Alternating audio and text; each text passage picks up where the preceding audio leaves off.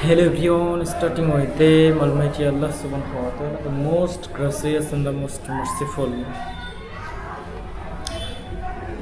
রবীন্দ্রনাথ ঠাকুরে কৈছিল, উদ্দেশ্য যদি মহৎ হয়, কৰ্তব্যৰ যদি শিথিলতা থাকে, তেন্তে কেতিয়াও ব্যৰ্থতা আহিব নোৱাৰে। আমি সকলোৱে যি কামত ব্যস্ত আছোঁ, এতিয়া মই যিহেতু এখন প্ৰাইভেট বিদ্যালয়ত কাম কৰোঁ, বা আপুনি এখন যিকোনো প্ৰাইভেট চ'ৰ্চত আপুনি কাম কৰে, বা আপুনি গভৰ্ণমেণ্ট জব, যিকোনো কাম আপুনি কৰিব পাৰে। এতিয়া এই কামটো আপুনি যিকোনো কাম হ'ব পাৰে।